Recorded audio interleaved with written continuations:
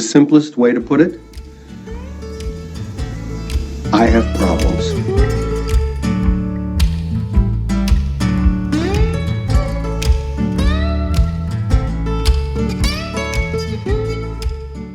Hey everybody, welcome back to the Pain Management Podcast. I'm your host, Roderick McDaniel, and to my right is the world's most famous, hottest comic in Austin, supermodel, figure guns himself, Mr. Jimmy Moynihan. How you doing, Jimmy? I'm good. I still love that you think that I'm hot. I'm gonna show you the message. I'm gonna show you the message one of my friends sent me. She thought he's hot, and I was like, I love it, dude. Yeah, I'm not saying it because it's not. I'm getting the feedback. Okay, cool. I'm getting the feedback. Women getting the feedback. Which upsets me because women are telling me, man, Jimmy's hot. What? But they're looking at me like, yes. Yeah, you're there too. And I'm like, what the hell? So that hurts. That hurts my feelings. Nobody thinks I'm hot. No, I think you're hot. But thank you, dog. But you're just being nice. But you really got fan mail that says you're hot. Nobody's saying that. I hate myself. I mean, like, I've hated the way I've looked, and I've like had periods of my life that I've gone through where I've like focused on like being disgusted by different parts of my body and face. Yeah, that's welcome to my life. Yeah. That it's gonna take a lot of time to be like, okay, I'm not ugly. You know what happened to me? One of my friends, she broke me on this one. She said, you have 7 kids. That meant 7 times some woman looked at you and said, yeah, come. He's good enough to go inside. Yeah, me. not just sex, but come inside, which is pretty cool. Which is things that they don't always tell me to come in. You know, they don't even tell me to come inside all the clubs here in town. So, so when a woman says it to me, I'm like, thank you. You're very kind.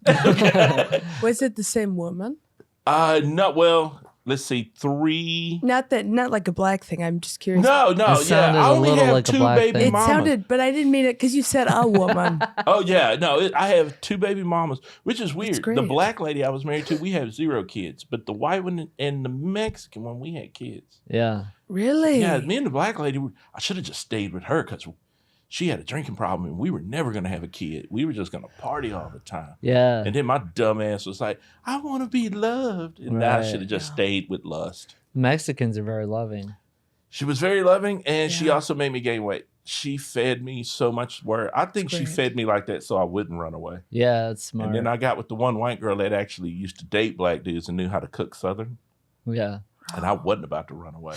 I want it. She a bigger lady? No. She's skinny? She's tiny? Yeah, man, dude, she was something. You know, here's the thing, I'm man. so sorry. You're asking the right question. My name's Reier, Cammerman. I'm here for the podcast. Our guest I don't mean to be racist.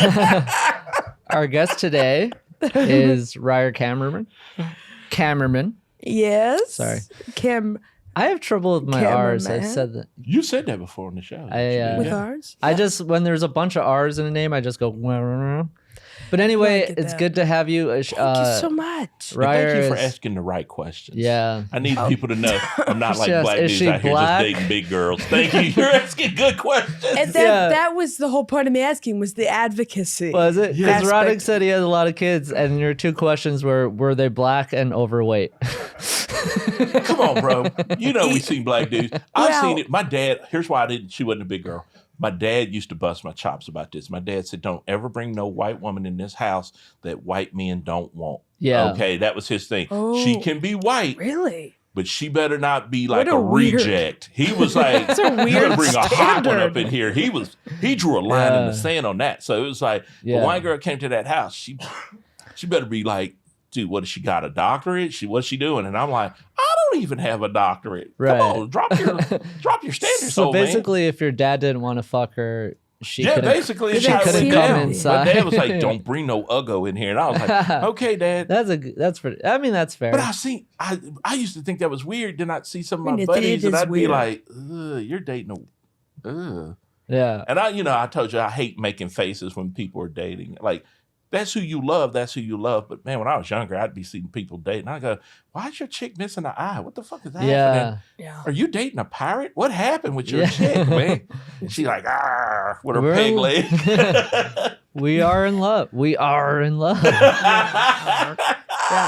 Okay. Reier is a very, very funny comedian. That's so sweet. Super dope comedian. And So a kind. star on the rise, a rising star. Oh, One just of the- kind of go, one of those glow-in-the-dark stars Glow- a kid puts in their closet on the ceiling. Right. You just need a flashlight to rejuvenate it sometimes. Yeah, it's one of the old ones, so it kind of just doesn't work all the time. But Yeah. but when it does, oh my God, does it kind of work? Boy, is it kind of visible. But when we were starting a mental health podcast, one of the first people I thought of was you because of how mentally ill you are. I am very sick. And but one thing that's cool is that you're open about your mental health. You talk about it, and it's let me you. tell you, it's such a relief when other comedians are open about their mental health because you just feel less alone and Absolutely, yeah. you Whenever feel- other people talk about it too, I get the same. yeah, and we have this, or at least me, I'll have this illusion that everyone's killing it. Everyone's doing great. I'm the only one that's struggling. Oh yeah. Which is course. obviously not true. But it's good to, and you make it very, very funny. And you're just a too. lot of I fun. think I'm to just watch. waiting for you to be on Adult Swim. I'm just going to say it now. I keep telling you this. I don't think anybody does anything on Adult Swim anymore. That's why you need to come back. They need That's- to be Roderick, the I one that don't- brings it back. That'd be like if I said, what's it equivalent of like, oh, nobody's driving a buggy anymore with a horse. And you say, Bring it nobody back. does that. You got to bring it back, gotta bring it Roderick. Bring back. it back. Yeah. I want you to do because your comedy is so good, and especially so your sweet. skits you do. And I'm just like, Thank this you. is funny stuff. This is what I want to watch at 2:00 in the morning when I'm dealing with depression. I want to turn on. I want Family Guy to go off and the Reier show to come on, and then I'll be like, Oh. I feel better about life now. The Mhm. Reier show. Yes. I wonder, Sounds what good. it would be. Have you thought about what you would name your TV show? Well, I do a podcast here that's at the Hole in the Pen Cap, and I think I've thought about like different versions of it, Yeah. like it maybe becoming something other than a podcast too. I don't know. So that could be like a show, the Hole in the Pen Cap. 100%. I don't know. You're very soothing. You're very funny, but at the same time calming. And that Oh, really? your podcast is great. Have you listened to something? Yes. Oh, that's so and sweet. it's so funny. Thank you. and, Producer Justin. Huh? He produces mine too. Yeah. You do it. And Justin, you're everywhere, bro. Just take some credit, man. so anyone But he sets everything listening out, or but I watching, don't know how to do that. definitely check it out. If you're stressed, if you're like if you have a lot of anxiety, it's a great podcast to listen to. Not just because Reier has anxiety, but also because it's just soothing to listen to. It's so sweet. And My it's favorite very, thing very is watching funny. you try to mow the yard with Maddie Stew. Oh yeah, Maddie is amazing. That's I'm trying to get my friends to teach me how to do.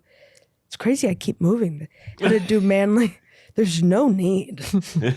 It's not helping. Let me. How to do manly things, and Maddie was a good one because Yeah. he's so like animated too. Yeah.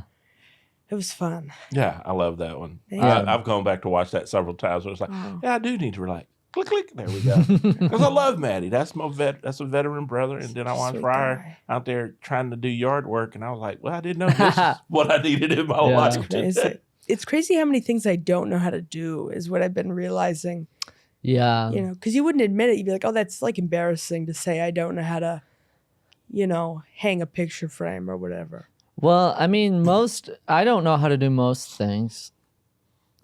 I think most of No, us I don't think know you're how to right. do. During the pandemic, when that guy was like teaching us all the stuff we've been doing wrong, Yeah. I don't think anybody knows how to No. live, man. Because that No. guy was showing me stuff. I'm like, Oh, right. Wait, who? how do we not?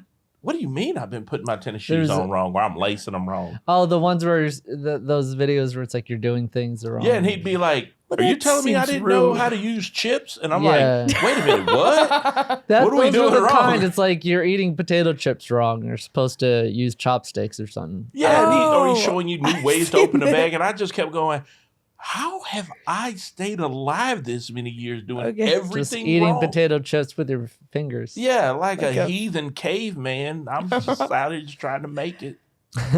But yeah, no. Reier, how long have you been doing comedy? About 3 years. Started in July of 21. I hate everybody. This, No, our you're theory, so funny too. The 3-year mark. This is the thing. We just talked about this on here multiple times. I have been in this. Like when I first started, Jesus had a comedy club, okay? And it was Jesus and the Roman Empire had a comedy club. And I was trying to gig in both of those. But I wasn't Catholic, so the Romans were really weird with me. Yeah. But I've just been doing this a long time. And every time I run into a comic that I'm like, golly, they're killing, they're amazing. And then I'll ask them, how long have you been doing it? 3 years. And I'm like, I suck at this. Okay. So it kills me like you're in the 3-year mark. No, well, it's just it's a different time, and we're in Austin. I mean, we could do, if you really want to, you could do 6, 7 spots a night. Even if you don't really want to. I mean, it's like you could do it. You really could. Yeah. You could just be like, oh, I said I would do it, so now I have to go do this. Yeah. You can not want to do any of them, but you could still do it. And still do it. Yeah. Yeah, I mean, it's just different. Like the first mic I did, I went the next day and I did my second mic. The next day I did my third. So there was like no gap. Mm-hmm. So as soon as I started, I fully like I was about to go to college in Wisconsin, and so I was staying with my mom, and it was the summer before I was going to start my freshman year, and I just wanted to try something, so I tried a mic, and then I like a few days later dropped out of college. Wow. Like before I even started, I was like, there's no way I'm going to go. Wow. So you knew right away? Yeah. Yeah. I acted for like 10 years. Oh, you theater. Did? Yeah. Yeah. So it was just like I love what I love about acting, but it's also unique and I can create this whole thing. Yeah, that makes sense. You have on stage you're performative, which is good. I have a question. You ever say you have a question, then you don't have one? But what I wanted to ask is, so you suffer from anxiety. Yeah. And how does that get in the way of sometimes stand-up comedy? It doesn't seem to get in the way. Oh no, it does. Okay. It does. A lot of it's like impulsive stuff. It'll be like canceling shows. I'm really bad about. I mean, that's probably not good to say on camera. Yeah, but, book Reier. She won't show up. Yeah, it's not that, but it's like it'll just be like this impulse of like, oh God, everybody fucking hates you. Yeah. And if you go out there, you're gonna, they're just gonna be angry. And so I think it is like this weird thing of like everybody turning on me. And especially since I talk about very personal things. Yeah. And it's not like, I have like one joke that's sexual. I don't really talk about race or anything like that. So it's right. not controversial topics. Mm-hmm. So if you don't like it, you don't like me. Yeah, that's what it feels like. It's especially when it's that personal. Oh yeah, I'm just talking about like, I don't want to be the thing I am, and people like get up and walk out of the room. It's like, oh my God. Yeah, it's so personal. But that's like at the same time, that vulnerability about talking about yourself is what makes comedy great. Is that you're like so vulnerable at the same time. You too. You're very vulnerable too. You're very open about it. Yeah, thank you. Yeah, and that's what makes it hard when we don't do well, because I truly I have the feeling, and I've got into comedy because whether or not, I admit it sometimes, I want people to like me. Oh, me too. And so when people don't like my comedy, it feels like, oh, they don't like me. Yeah. And I I go into major depressive episodes sometimes. Bombing for me, doing badly, and not even like a full bomb, because I think we're all very hard on ourselves too, right, as comics. But if I don't do well, it's not like whatever, it's on them. It's like I've got to go home. I've got to throw. This has happened. Thrown away entire notebooks. Wow. But yeah, it's been really. That's why I will say no when I don't feel, good. If you're not 100%, don't. Yeah, because it's gonna fuck me up. Right. It's gonna be a problem. Wow. Okay. And I'm gonna have like a week of. It's like it's not worth it. No. Especially if it's like I don't know. Like I was supposed to headline a few weeks back for like 2 days, and I canceled it because I just knew. I mean, I wasn't gonna be into it in the way that I wouldn't want people to buy tickets to that unless I'm really excited about it. Would you consider yourself a perfectionist? Yeah, I think so, but in a weird way. Right. Like it wouldn't be what anyone else considers perfect. Right. But But it has it's to your be. standard for perfect. Yeah, which is a very kind of weird, altered version. So if you don't think you can put something out that's going to be exactly the way you need it to be or want it to be, then you don't want to. Depending. Well, I mean, I honor my commitments and stuff, but unless it's like I don't know, like headlining's different because that's me. That's like I'm presenting myself. And so if I don't think it's going to be good, I don't want people to pay for it, you know, and I don't want I don't want a venue to give up shows for it and things like that. Wow. And that's a good quality to care about what you put out that much, but also you got to not torture yourself. Right, yeah. And comedy's a long game, and you're 23. 23. So, God, I'm so fucking old. I will choke the shit out of you. This will turn into a very violent video they use against me in court if you say that again. Dude, if I was a cat, I'd be almost in the grave.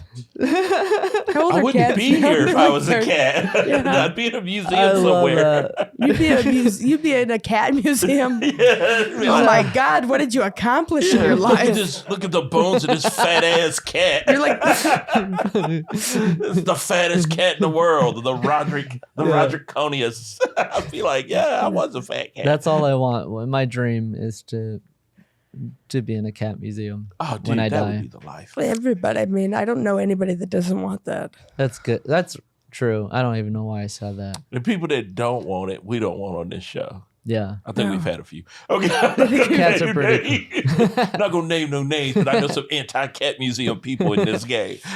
Yeah. So you're gonna have to find a way, and you will. Everything will. You'll find compromises within yourself. You'll find ways to take it easy on yourself, For sure. to give yourself more leniency, to give yourself more room to not be perfect. Yeah. And because you'll have to. Because I mean, sure. the comedy's forever. I mean, you'll be doing it for a long, long time, and this is just the beginning.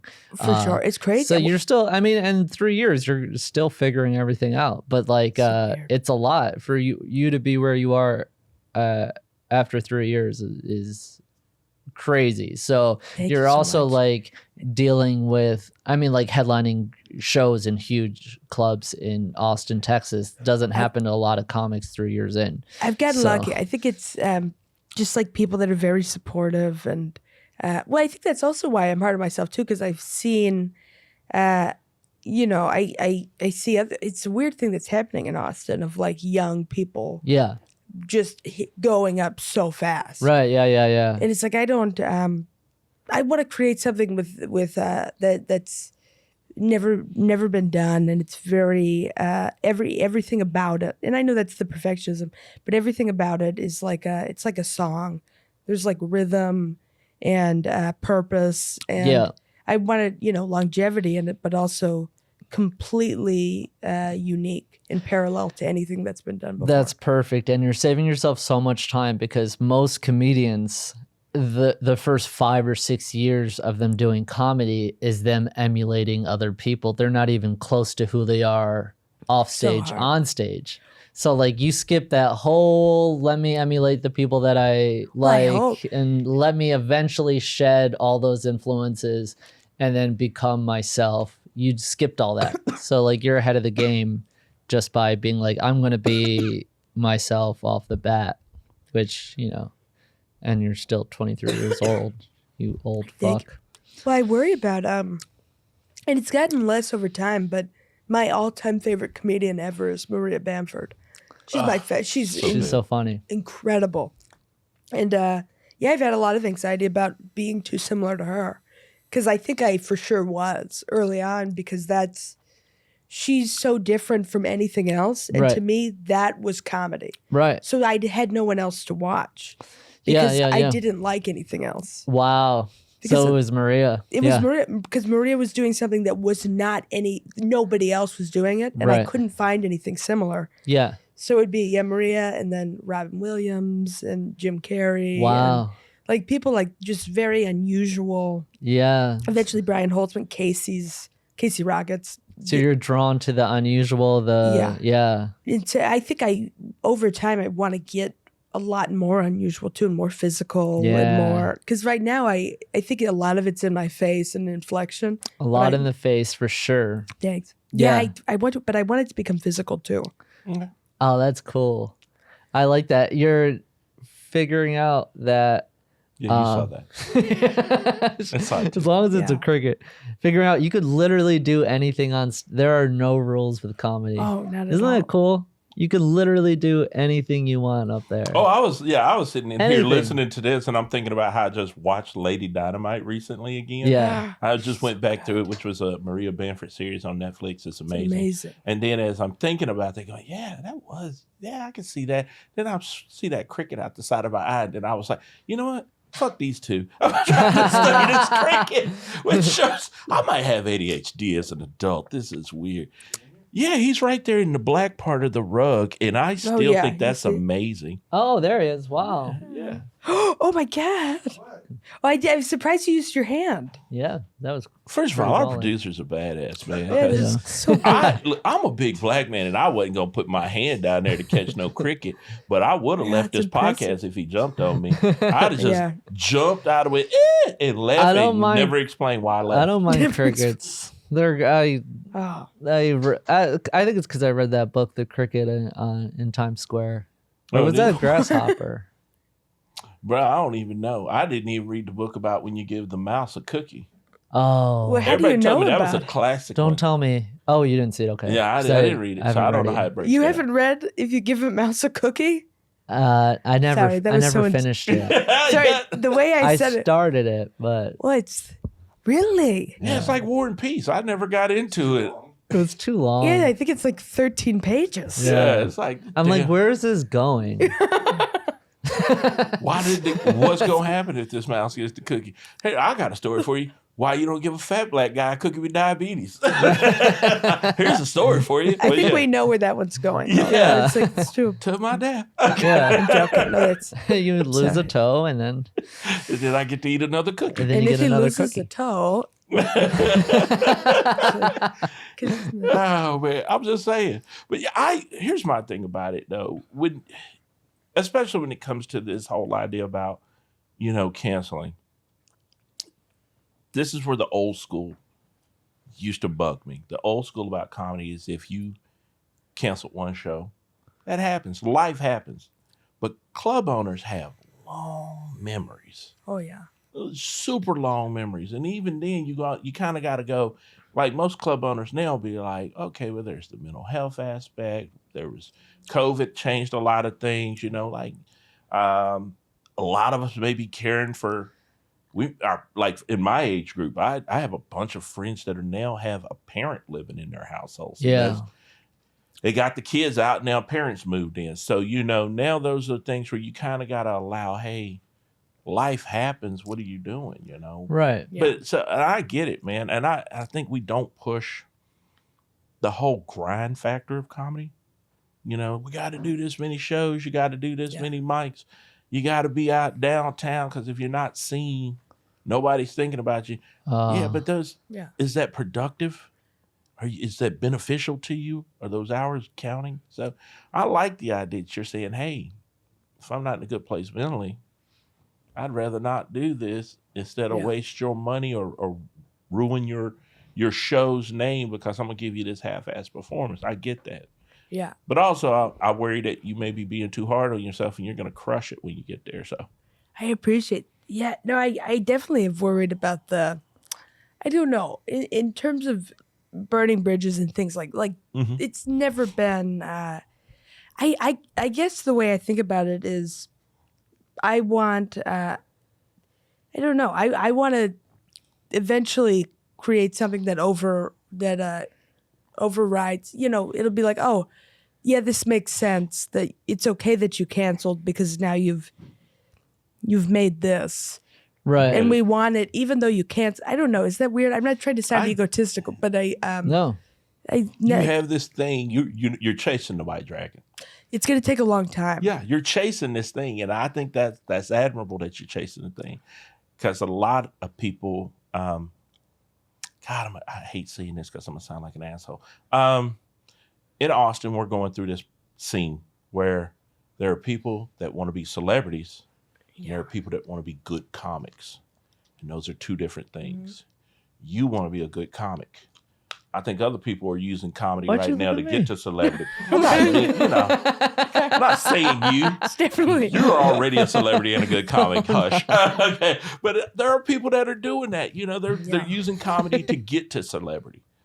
Yeah, but they're not wanting to be good comics. They're not really wanting to create this beautiful art. They're just, I'm gonna do enough to get some fans and get people to like me, and then I'm gonna pivot this into something else. And I've been in comedy long enough to see the difference when I meet people, and you're one of those people when I go, that's your unique voice. So kind. You definitely are doing your own thing.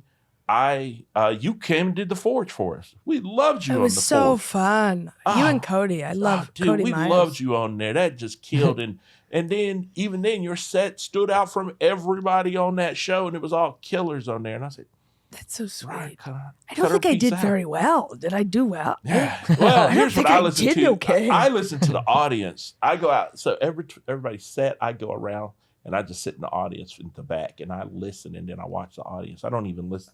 Oh, then I must have done very poorly, because typically the audience does not like me. Yeah, no, the audience was into you. That's when I do say, oh, that's so sweet. She's standing out. She's doing this. She's got this whole thing she's doing that nobody else is doing. And it was a fun show. But I definitely, because sometimes I think a lot of times we're watching the comics, and I've seen everybody's sets, and I get so caught up in that. I actually started, when it's the show I'm booking, I watch the audience and see who's laughing. That's it, and I'm like, oh, that's a real fan. That person loved that joke. So I watch to see how y'all are connecting more than anything when I'm booking the show. And you did great. You did the things I want. People talked about you after it. They wanted to see you, and they came back. So that's so sweet. What else can I ask for? Now you say, you said that you don't typically do well with the audience. Yeah. So I mean, I've seen you crush so many times. Okay. I mean, maybe the whole thing. I think sometimes you may think that you do worse, and I think good comics, they think they do worse than they actually did. And also, it makes sense that when you have a standard of how you want to do and how you can do, that if you perform lower than that, you're gonna feel like, it's like you're bombing. It's like your version of bombing. Yeah. But what goes through your head, I'm curious, when you are bombing? Like, are you panicking? Are you chill? Are you overthinking? I think I've gotten a lot better at it just from the since whenever I started working and getting spots at Mothership, I started bombing a lot. I've always bombed. I've always bombed a lot, but just because that room is very difficult for me, and I still struggle with it immensely, and so I think ever since starting there and getting spots there, I've gotten a lot better at bombing because I just do it all the time. Right. So it's like just because it's very much not my demographic. Yeah. And so the times I go up to, I'll be up at 1 a.m. Right. Everybody's drunk. Everybody's exhausted. And I need you to think. And you're doing an impression of like a shoe. Imagine I'm a treehouse. Yes. And they're like, what? No talk about pussy. Imagine I'm a solo cup. Yeah. And it's like, what? Everybody's upset. It's over. And here's the thing.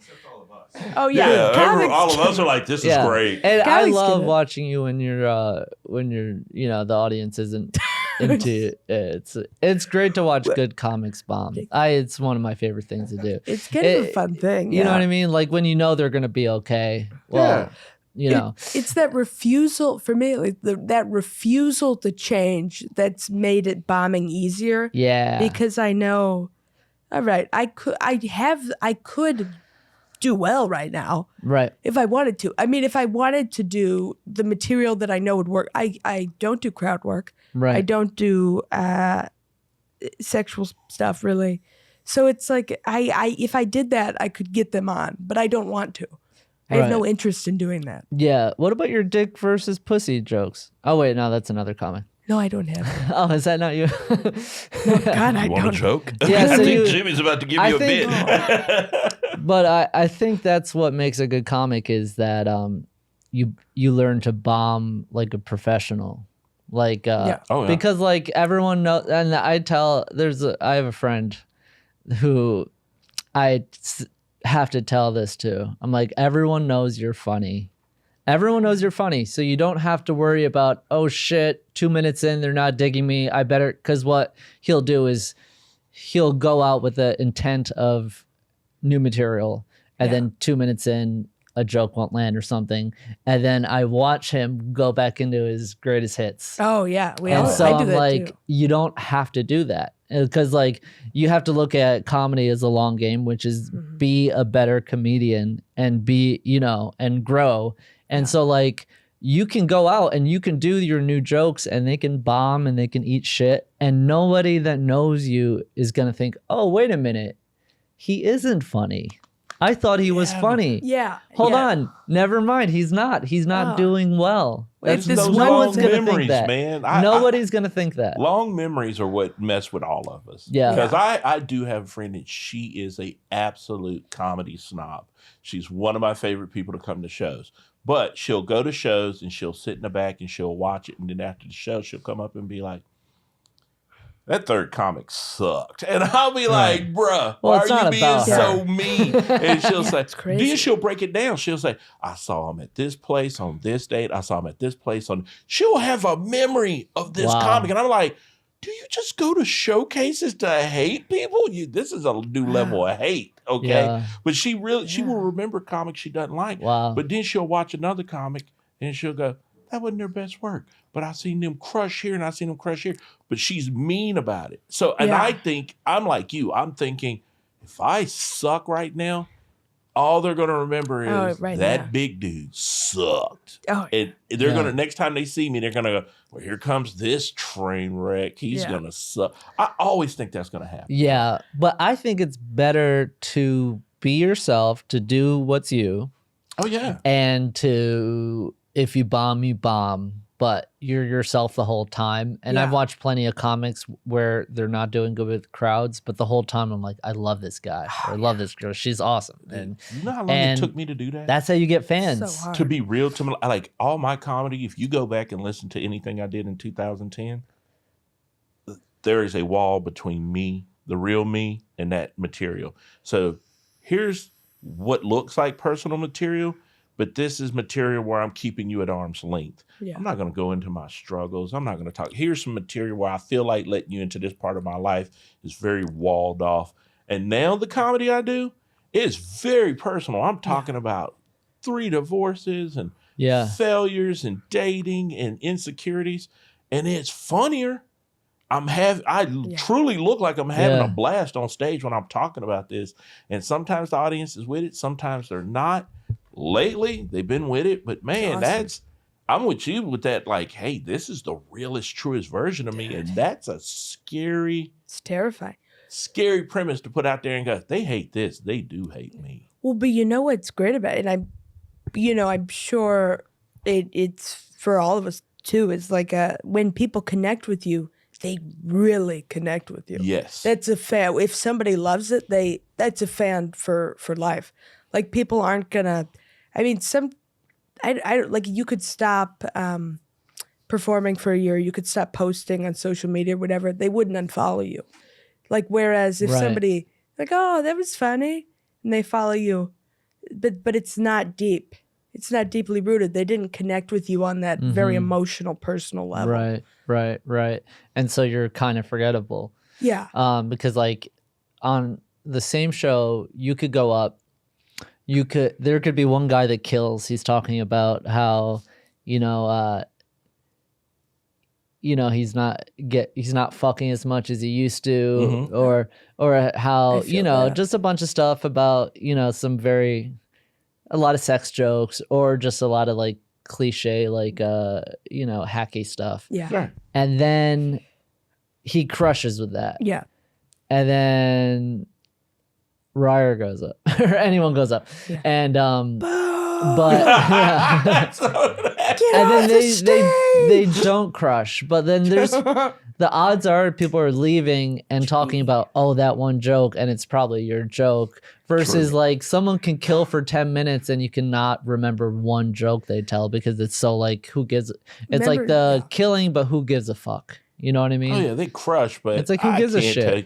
And there are a lot of people like that though. That's the palatability. That's like the difference between, I guess, like what they call like a forever feature. Yeah, It's like, yeah, you can set them up, you can get the crowd going, but who are you? yeah. You know what I mean? Whereas it's like, that's the thing you wanted. That's why I think patience is so good. Yeah. And also I slow myself down a lot. I think I don't know. At times I've thought of it as self-sabotage, and I don't think it is anymore. I think there is like an intuition of like, yeah, no, I shouldn't. This opportunity is premature, and I'm not going to do it. Or I am doing it, but I'm going to stop doing it. Or like something of just I've done that. I've like stepped away from things that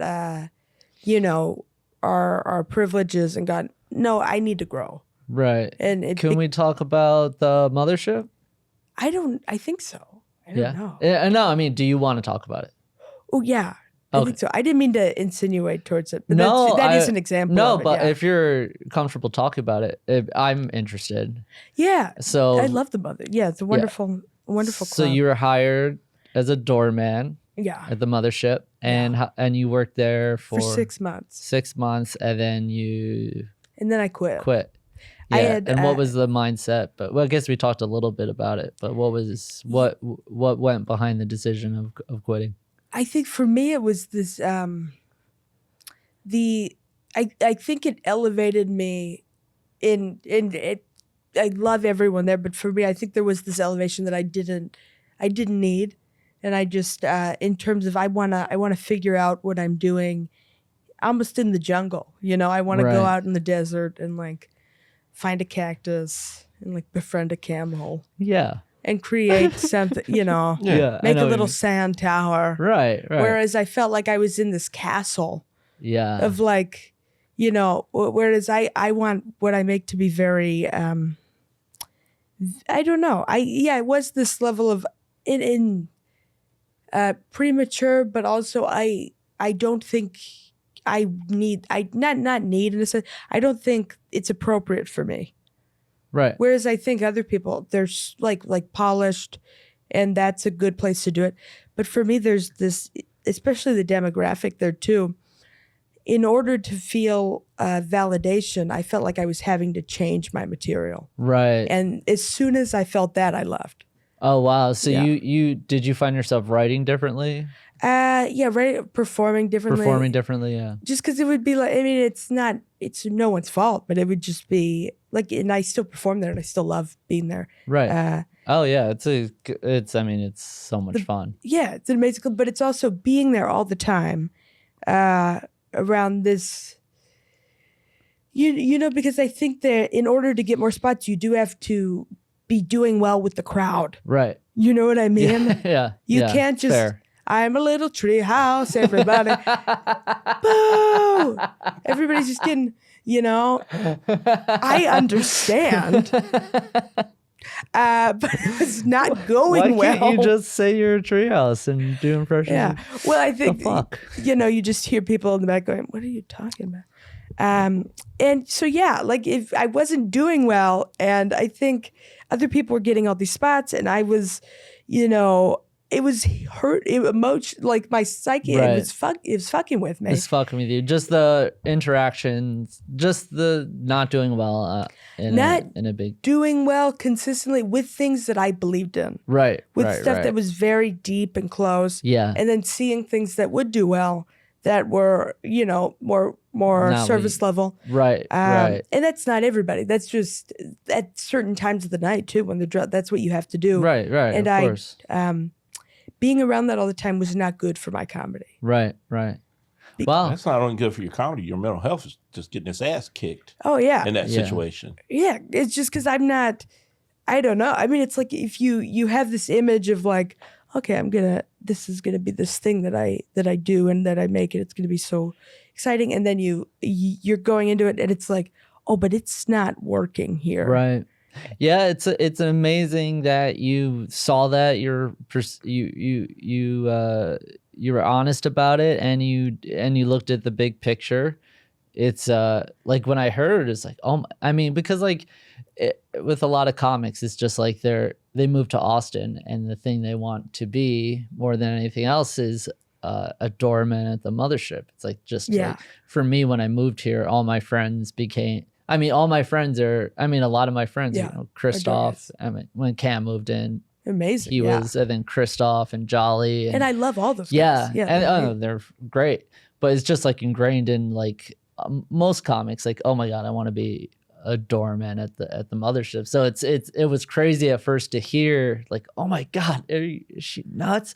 But it makes sense because like also you have to remember that how as cool as it is to be a doorman at the mothership, pretty fucking cool, but that's not your final destination. We were talking about this before the podcast, that it's a great stepping stone for sure. I mean, like the countless, just being in that environment, but the destination is to have one an of act. the greatest of all time. Yeah, one of the greatest comedians of all time, and to build an audience and all that. So it's like whatever path that is, it doesn't, I'm gonna ask both of y'all, since y'all both young, how many comics, you don't have to give a number, just that you personally know, don't even name a name, how many comics do you personally know whose only reason for getting to Austin is to try to get on Kill Tony? A lot. To name it. Okay. Yeah, just like a lot. It's a lot. Yeah. And that was their, and what it kills me is I'm sitting here and people are like, hey, if I could just move to Austin and get on Kill Tony. And I'm like, okay, how many episodes did he drop last year? And I asked a friend that, and he gave me a number. I guess he knew it. And then I said, of those episodes, how many people have blown up, really went somewhere? And he gave me a much lower number. And I was like, so you're telling me all those other people suck so bad that they couldn't blow up? And he was like, well, they didn't suck. Some of them were really funny. They just didn't. What? They didn't what? And then I wasn't trying to. It almost felt like I was ripping the curtain saying, The Wizard of Oz is fake, bro. Look, it's just this dude right here. But there's so many comedians that's it. They're like, I'm going to get to the mothership. I'm going to get on Kill Tony. And then I'm blowing up. And I'm like, no. Yeah. That's just a stop on your journey, bro. You're like. Yeah. I think some people see it as like a way to skip a lot of the stuff that. Which isn't healthy. It's not healthy. At all, You got to put in work, and you can't just blow up and then, okay, I'll figure everything out. Well, there's a reason that things take time. Yeah. Like it's the, it's different when you're hit in a way. Like, Cam obviously is amazing. Right. And he just needed the attention. Oh, yeah. Cam is also just a anomaly. Yeah, he rises to the top. That's one of the anomalies where you go, okay, here's the one guy that went on there and did blow up, but he's super freaking funny. Right. Yeah. And he was, he started in Florida with, I moved to Florida and started doing comedy, and he was there. And it was, we always talk about that Florida crew, I saw Cam rise at a level that was like how funny he got so quickly. But awesome. Other than that, there's a reason why things take time. Yeah. And and Kill Tony is great for, and also I saw Cam and Jolly, so those were two of the early people from our group that moved. So everyone in our circle, we saw Cam move and then him blow up, and then we saw Jolly move and then him blow up. So we're like, oh, it must be, everyone's like, oh, it must be you just go to Austin and blow up, and Kill Tony and blow up. Yeah, and then Christoph John's blow it up. I told Christoph. you that Florida combination is deadly. Christoph's killing it. Is know. Christoph from Florida? Yeah, Didn't he's he live another in New Florida York? boy, yeah. I thought he's from New York. He's from Orlando. He moved to New York for about a year and a half, and then moved here. Oh, cool. Yeah. Yeah, no, it kills me, man. I've been watching that, and it just kind of weirds me out, man, because I don't know. When I was coming up, there was no Kill Tony. You know, every comedian was like, I'm going to get to the Tonight Show. And I was like, I have no illusions about streaming or the Tonight Show. I just wanted to be able to tour, tell jokes. Like, I was geeked out the first time I dropped an album. That's I thought, awesome. Yeah. that's neat. And then I realized I was listening to, Jerry Seinfeld on Tim Schafer's podcast, and he was talking about how, how few of us are in this profession. If you really drop down, how many people are comedians in the country? And he gives you this big number, and then he says, here's about 10 to 13% of that is going to get lucky enough to go on the road consistently. And I've been blessed to be in that number where I can consistently every year go on the road, stay on the road, and make money. But that really blew me away about how small of a club we're in. Just being stand-up comics is a small club. Yeah. And then being a great comic. Going out on the road. Yeah. And it's like, even smaller. Yeah, and then we're all shooting for the same thing. We all just, like I said, I don't want to be the greatest. I just want to be in the conversation. For sure. Like if Rolling Stone said, our top 100 comedians, and I'm sitting down there at 99, I'm going to be the happiest person at 99. Yeah. I made the list. That's yeah. it. That's awesome. So that's all I aim for, is just to be good enough to make the list. But I want to be in the 30s at least. I don't. 20s. No, in the 30s? No, 10. man. Yeah. You know why? Okay. Because I think about that guy, that Hector, that Mexican actor, and he plays the role of Hector in every movie. And he's got 30 movies where it's this one Mexican guy that's he's just a vato in every movie, right? And I saw that and I was like, I want to be him of comedy. Ooh. I just want to be a dude that y'all just go, Yeah. he's everywhere. Number Yeah. 99. You know me. You don't like even that. know my whole name. I think his name's Roderick. But You you've don't heard even my know my material. whole- You might know one of my jokes. I'm in the conversation. Yeah. Yeah. I feel that too. Yeah. I guess. I don't know. I don't know if a number would make sense, but I think like within if I have a fan base of people that really are impacted by it and that, connect to it, even if it's not, like I said, not widely understood. Stanhope's done that for years. Yeah, he's great. Oh, yeah. You think about, like, if you look at Chappelle and you go, oh, he's selling out arenas. And even Andrew Schultz selling out Oh, arenas. yeah, I don't need to do that. Stanhope, everybody loves Stanhope, but I don't think Stanhope's selling out Madison Square Garden. I mean, he probably could if he wanted to, but he's cut out his little niche in the world and he's doing his thing. And I love and respect the shit out of that. 100%. I want to find my people, Yes. That's, For sure. and that's going to come with me being more real and being more vulnerable and bombing more and So finding hard. out who I am on stage more. Yeah. Finding out who I am more just in general. I think a lot of times we know who we are, but we are so scared to let the real us out. Yeah. Oh, it's so terrifying. It's scary and vulnerable, but the cool thing is that people love it. I mean, Oh, yeah. people That validation. people know when you're being real on Mhm. stage. Like audiences are pretty smart. They know like Absolutely. when you're performing and in the moment. They know when you're just reciting jokes Yeah. and they don't like that. They're very like they have a lot of audiences have a good bullshit meter. Oh, For yeah. sure. You And know? I've had, this year was the year where I've said things from the stage where I was like, fuck, why did you Yeah. let your real guy? Because I remember I was in this show. Cody loved it. It was his favorite performance. But in the middle of the show, I was on this rant about dating in my 50s. And I literally said, you know what? I don't even want sex. I just want somebody to be the big spoon and hold me from behind and tell me this shit's going to work out. I'm scared watching the news. And it was just this weird rant. great, though. And I said it. And Yeah. the audience was eating it up. And Cody said, that was the realest you, and that's why the audience loved it. And I say, yeah, I'm not comfortable that fucker showed up in the middle of the show. He should have stayed back at the hotel.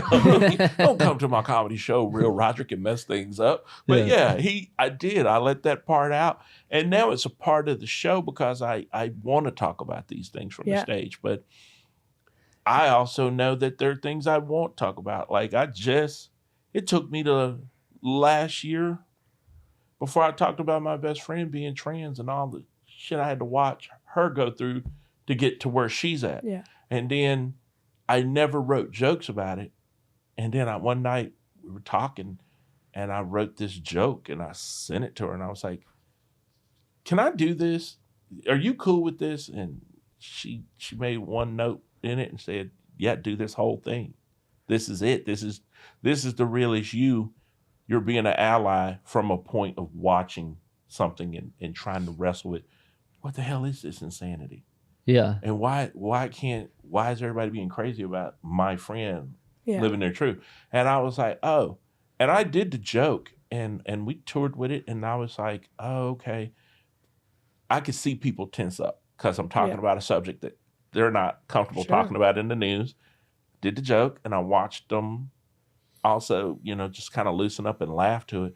But it was after the show, this trans lady came up to me in the audience and she said, that's how you tell a joke to my community without punching down. I love that set. And I said, fucking thank you. Somebody gets it. Awesome. You got trans approval. Yeah, they too. That's pretty if good. I could get the rest of the community to come love me, come out, love me. I'm very adorable. Please. Right. But yeah, I think that's scary when we start talking about our real. This is the thing I want you to love. This thing, it's real. Me. The vulnerable stuff. That's what's That's, Dude, you do a good job at that. Oh, what I want to ask, what's your love life like?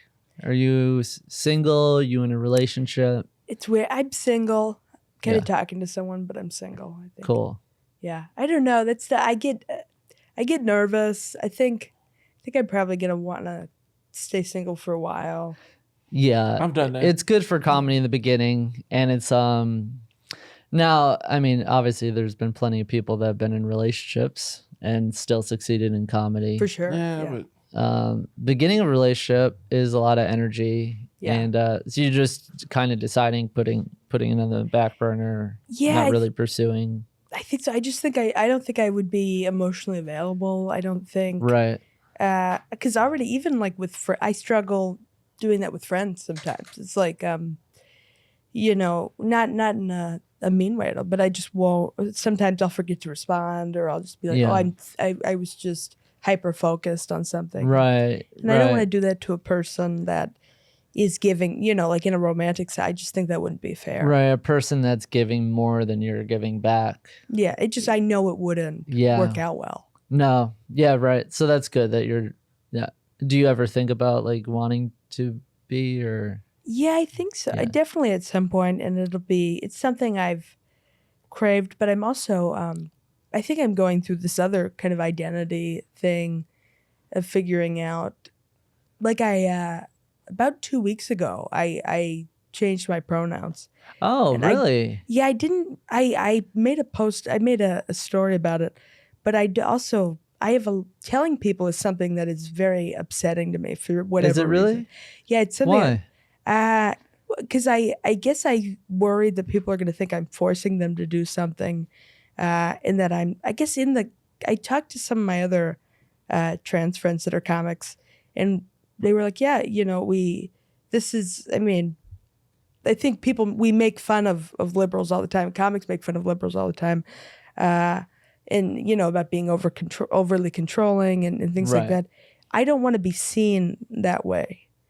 Right. But, I mean, I don't think anyone would interpret you that way. And also, I think it's good for people to know your pronouns. Yeah, what are they? This is the platform. Tell us what you want us to say. I want he, him. And I think I changed probably a few years ago and just didn't tell anyone. Wow. And just in my head. And that's so cool. You know what? You're my new best friend. I have secrets to tell you because you're good at keeping them. Oh, it's crazy. You're not telling nobody shit. Oh, it's great. Well, it's crazy to change pronouns and then not let anyone know because then it doesn't. Nothing really happens. But it's. I love the idea that you just didn't. I don't want people to think I'm some libtard. I'm just not going to tell anyone. Well, and it's also, I don't know. Like when I changed my like 2 weeks ago, I was like, okay, you got it right because I've done it a year and a half ago. I tried, or maybe 2 years ago, I tried it, and it was not good. What do you mean? I came out. I was like, hey, I like told my some of my brothers. I was like, hey, can you guys do this? And my friends, and just nobody really did, and not. And it's no one's fault because also I don't enforce it, because I'm terrified of making people uncomfortable. Right. And so when I came out like 2 weeks ago, I tried to use the men's bathroom and I was in there. I was in one at a bar and a guy walked in. It was like the first time I had tried officially. And he saw me and he immediately walked out. And it was just this moment of like, God, because I don't feel comfortable in the women's bathroom either, because that happens also, because people like women will think I'm a man sometimes, right? Even though I think I look just like a lesbian. You're just trying to use the restroom. I just want to, well, and that's where the anxiety comes from too. Is like, okay, I can't use the men's bathroom, all right, but I can't in the women's bathroom. I make people uncomfortable too. So where am I supposed to go? Oh.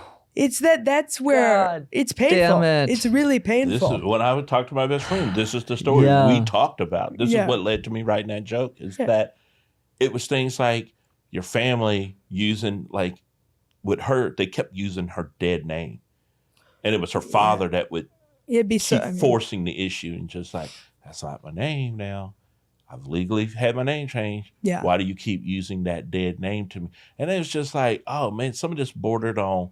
There was anxiety about just existing. Yeah. Which I think I get trans people because if you're black and you lived in the deep South in like Mississippi or Louisiana, you know what it's like to have to exist and have anxiety about existing. So when trans people would tell me the stories, I'd be like, I hate to tell you this, but welcome to the club, nigga. You're one of us. No, one of us. It's crazy. Here's your N-word pass. You can say it. You're going through some like insane growing pains right now. And like you saying that where do I go to the bathroom? And that's like heartbreaking to me. It's like because multiple times a day. Because people say, oh, what's the big deal?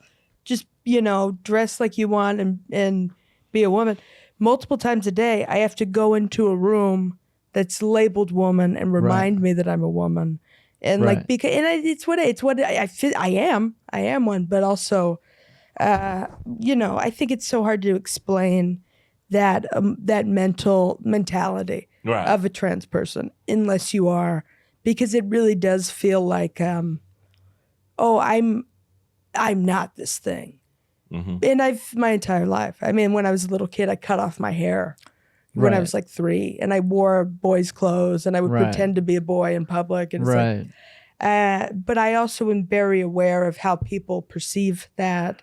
Right. People always perceive, oh, you're dressing like a boy, and you have a short haircut because you're a lesbian, or or a tomboy, or a tomboy or whatever. That's what you're doing. Yeah. So there's no way for anyone to know what your experience, how you feel, what your identity is. There's no way for anyone on the outside to know that. So that must be so hard. I think it'll get better. I think I am accepting that it's going to be. I don't know. It's going to be a long time. Of course. Maybe I just kind of start the social transition of like a few people call me he now, and so that's cool. And I'm definitely going to call you he. Oh yeah, Thank you. So done. And I'm me. so glad that I know that now. I don't know how I missed it on the story. I don't. I guess a lot of people watch. I saw the number of people that watch, and I was like, oh, so maybe people know now. But I guess I have just the anxiety of going, okay, I don't know if you know or not. So are you choosing to say, right? Because if people are choosing to say she, I don't want that, but that's fine. But I think this is how I think. This is what I think. I think that, and it's up to you. But I mean, if someone called me a girl, I would say I'm a guy. Yeah. And if I knew they weren't just joking. One thing, if someone knows your pronouns now and still calls you a woman or she, then they're an asshole, and fuck them. Which is possible. It's so yeah. I know it happens. But so that they fuck them like completely, like up their mother's asshole. But if it's not that, then I think it's okay for you to correct them or just like, but I think you'll get, I don't know. I think you'll get more comfortable as you for sure correcting if it, especially if it bothers you. No one should feel bothered by that, That's what I was thinking about when talking through of like, I don't want to make other people uncomfortable, but also I'm a person. Yeah. And I'm extremely uncomfortable in the gender norm, but it's also that's society and that's the way it is. Yeah. But I should be able to feel comfortable. I'm a person. 100%. 100%. I feel like you change. The thing we always say is, if you don't like the way the world looks, become the thing you need in the world. And to me, if your world needs you to have the respect and the kindness to be known by he, him pronouns, then become that he, him pronoun and live in that truth. And we basically just say, look, you don't gotta like it. I'm not asking you to live it, but at least respect me as a human being and do that. And I mean, that doesn't make you an asshole, doesn't make you a libtard, it doesn't make you a snow. Here's my thing. If you have a harder time dealing with a person and how they identify, you have the bigger problem. Yeah. Because how you're living has no effect on how my rent gets paid or what cartoons I'm going to watch that week. That's you just telling me this is how I want to go through life. And then you tell me that, and that's how especially in Dungeons and Dragons, if we were playing, you go, hey, I'm going to party up and I'm going to be a knight. I'm going to be like, get a good sword. Okay, that's how we're going to do. That's how I feel about it. You just told me how we're partying up, and I'm like, get a good sword. Okay, do your thing. That's kind of you better get a good sword. Get a good sword. So I respect the hell out of that, and I appreciate you coming on the show. That's and just so telling cool. us. Yeah, and it's like when I first met you, I got strong masculine energy from you. Oh, that's so great. I thought you were a guy. I called you dude when the first time I said goodbye. I just felt a masculine energy, and I always have felt more masculine. That's so sweet. Energy from you than like I don't I'm just now learning your pronouns, but you're already in my head as a man. I've called you bro many a time, but I was also calling everybody in the room that but I'm a bro dude. I was like, hey bro. Yeah. No, I think I call you dude more than any, like I've said dude multiple times to you. And then every time I say it in my head, I'm like, oh shit. But I'm like, no, I'm saying this. You know what I mean? Like I'm saying it because of a reason. Yeah. It's like without even thinking about it, you're dude. There's an energy for sure. Well, and I think I do need to gain confidence because in the sense of being like, that's what I talked about with my trans friends too, is like, they're like, yeah, if you do it, if you just, ask for these things and go in the men's bathroom and whatever, and go through, obviously it'll get better with like, I do plan to eventually do like hormones and things like that. Oh, wow. Awesome. And so, once I've always said, once I have the money to do, if I ever got a large amount of money, that would be the first thing I did. Oh, wow. And that's so exciting. That would make it a lot easier. And like, I forgot what I was going to say there, but. Yeah, I think that will help a lot with the men's bathroom. And until then, I mean, it's easier for me to say it. Wait, how tall are you? 5'4", small. Gonna be another short king running around Austin, man. It's enough of y'all knocking me out the dating pool, all these short kings. I'm having to give them uppies to get stuff off the top shelf. Just Women don't like short people. Yeah, they say that, and then I see them out to dinner, and I'm like, all these couples out here at this show, short kings, and I'm out here being problematic. I hate it. So, yeah, that's just a thing. I mean, there's some women that they're very vocal on there's so many Instagram. short men. Yeah. There's so Yeah, many. you can't not. You're gonna do great. Thanks. Don't worry. Yeah, you're gonna kill it. You don't have to You know what's worry. gonna make me mad? If you pull a bitch badder than me, and I'm gonna be like, that's my homie, So but funny. ain't the finest motherfucker. I'm gonna hit him with my car. They'll be like, was it a trans cry? Nah, it was a bad bitch cry. Oh, that's funny. Yeah, it's not against the trans thing. The trans thing is fine. Yeah, I'm cool with the trans thing, but you gonna pull a bitch badder than me? competitive. Okay. It's Violence. It's sweet. So for now, you just use you. So is it like do you have to do you have a decision to make when you're at a bar and there's a men's, or do you go, I'm going in the men's room? I would love to do that. Right. Ever since that happened with the guy coming in, and I think it turned a switch of like, Yeah, now I have to think you're about freaking it. people out. You're Yeah. disgusting. You're like, it was this very bad Oh. night.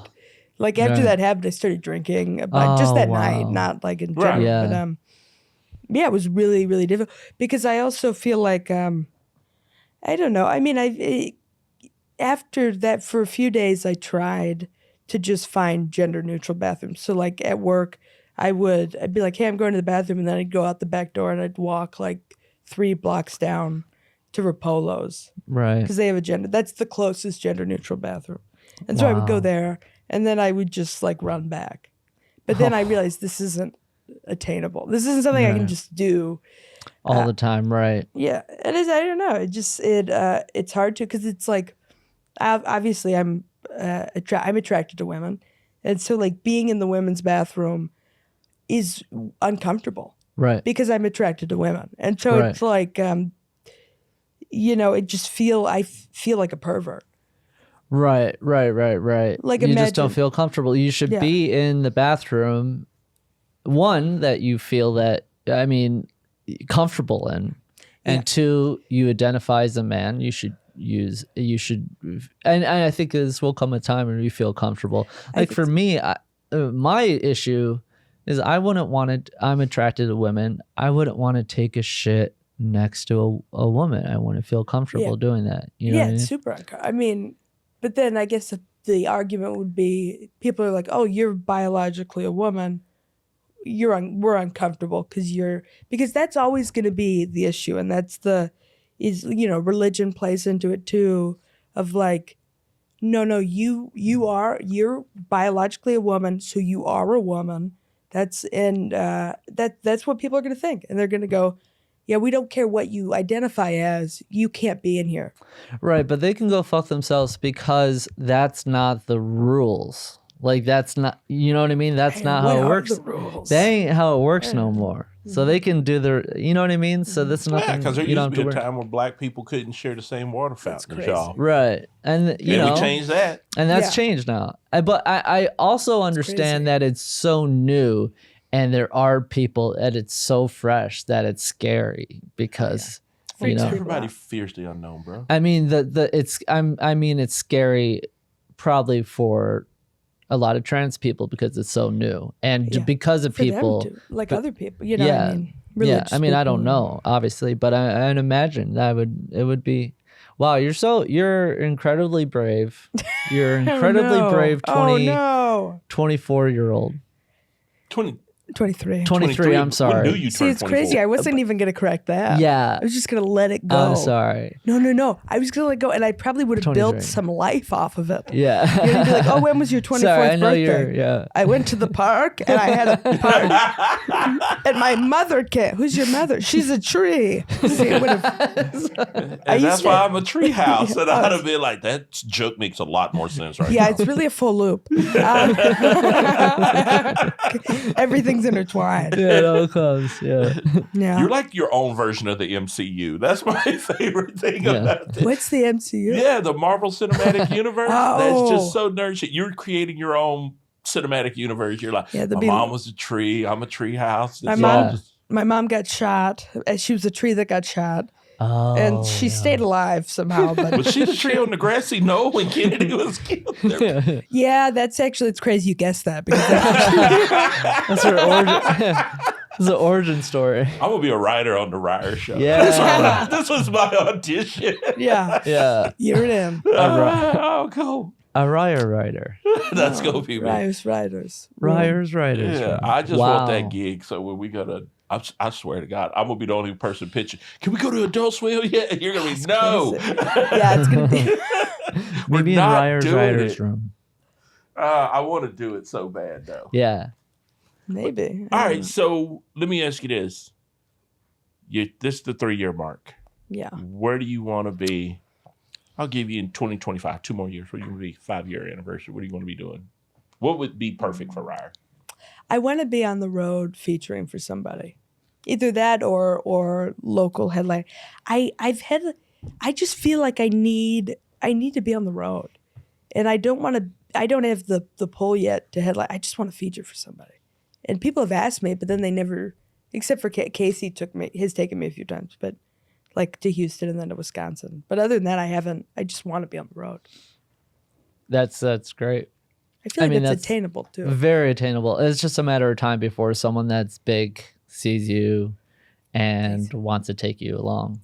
Hopefully. Yeah. There's another question, then. If you want to go to the road, do you want to be one of those comedians that stays on the road? No. Or you want to be one of those comedians like, I just go out every now and then? Because those are two different types of comedians when it comes to the road life. And I've worked with both. And some of those, there are benefits to both, but that's... I don't think I want to, it depends what it is. Like, I think maybe like 2 weekends out of a month or something. Okay. Like that. Something attainable. But also, I don't think I would want to be on the road in the sense of, obviously I would do this for a while, but like going to bars and things like that, I would want to be, I just feel like my comedy works so much better in like a intentional comedy venue, like a comedy club or I would want to be on the road going to like clubs and things like that. Right. Not like bars or. Oh, I played ball. Name it, I played it. Yeah. I know. No, that's great. And I do want to do that too, but I wouldn't want to stay in that because I know that would. Right. That would be really. No, we got to mix that up with clubs because it's weird. I had a friend that did that. He went 1 year and he stayed 50 out of 52 weeks on tour. Oh, that's great. And he basically was living out of a suitcase. Oh, man. And he only came home for Christmas and his parents' anniversary. When that 1 year was a brutal year. He never, I think he may have did that for 2 or 3 years straight where he did that 2 weeks off. But I just like, I watched him change. Yeah. Because you're so cut off from everybody. Mm-hmm. If you have a partner, which he did, you're wow. I'm gonna see her. I FaceTime her. Yeah, you're basically away and living out of a suitcase, doing laundry on the road, living on the road, eating all your meals on the road. You have to figure out how to exercise on the road, how to sleep on the road. Yeah, that's a lot. Yeah. Can you see yourself doing?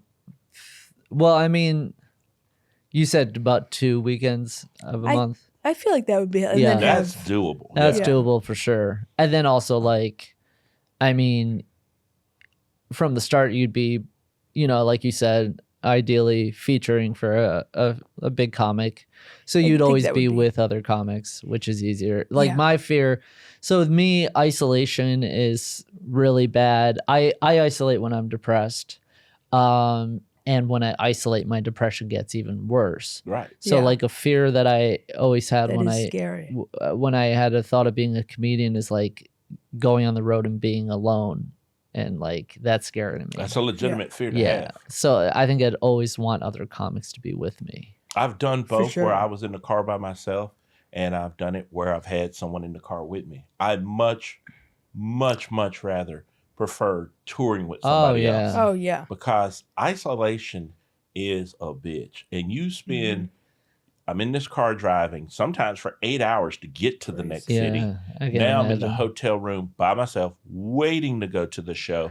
Now I'm in the hotel room by myself, waiting to the next morning. Yeah. It's so many hours alone with my thoughts. And while my thoughts are much better now, there was a point where they were assholes, and being isolated that long on the road, not that great of a thing. Yeah. So too much time, downtime where your mind just takes over. That's why I'm real bad about it. Even now to this day, Cody and I are real big on like, hey, there's a museum here. Let's go to that museum. Let's get out of the hotel. Let's go check out museums. Let's learn the art of this place. Let's learn the history of this place. Oh, there's a mom and pop coffee shop. Let's go work out of that place instead of Starbucks. Yeah. Oh, yeah. And, we're having to make calls and booking shows, and we're talking to promoters. Yeah. But at least, he'd take a table, I'd take a table. We don't even sit with each other in the coffee shop. We're both working spread out at these tables. And it's just kind of like we got out of the hotel. We worked on stuff.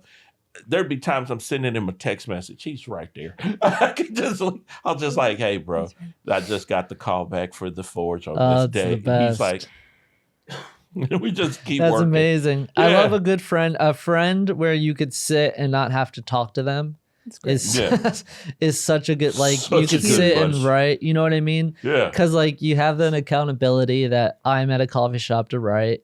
Yeah.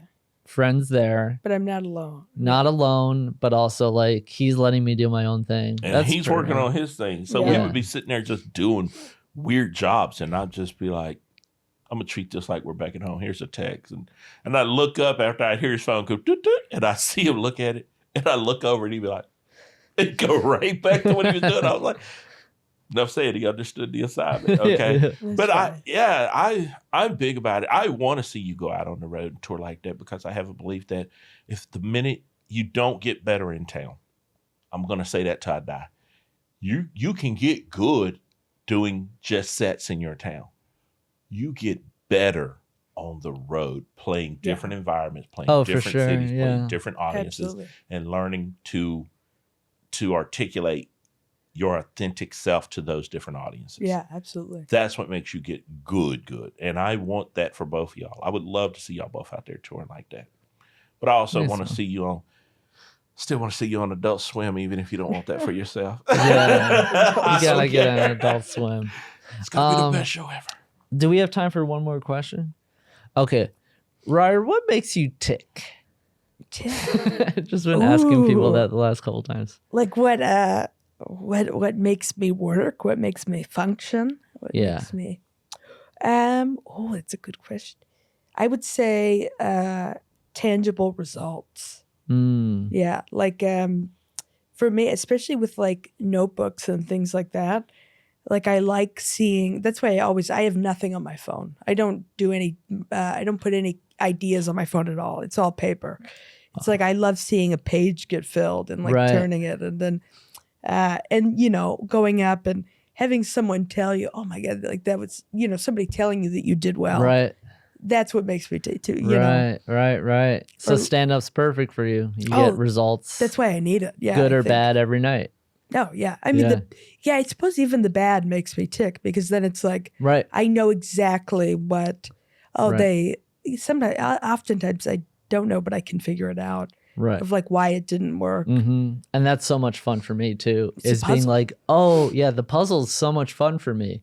Like being like, okay, it worked 2 nights ago, didn't work. What did I do different? And then sometimes you find out right away. You listen to one recording and then you listen to the other. And you're like, oh my God, this is what I need to do. It's fun. It's fun. Yeah. Cool. I love that. Man, this is great. A great episode. Thank you. I really enjoyed having you here. Thank you so much for having me on. All right. So how do we find you on social media? Reier_Cammerman. That's my Instagram and my Facebook. I post dates and everything on Instagram. And The Hole in the Pen Cap is my podcast. It's on YouTube. You should watch it if you want to. You should watch it. You don't have It's so good. Definitely watch it. And it's on this channel, right? Oh, no, it's on it's on my channel. Your channel, okay. So what's your YouTube? Reier Cammerman. Reier Cammerman. Yeah. All right, so awesome. everywhere it's just Reier Cammerman. Yeah, I think there's a few maybe I think it's Reier Cammerman. Yeah. Okay. Hell yeah. We'll find it. We'll put figure the it out. links down at the bottom. That's your homework assignment. Send the links to I will, for sure. Cool. And we could find you at... Oh, me? Oh, you can find me on this week on the Cops page. They're bringing that series back. And hell yeah. I had an issue in Hutto, and I Oh, made I heard that about series. Forgot to tell you about that.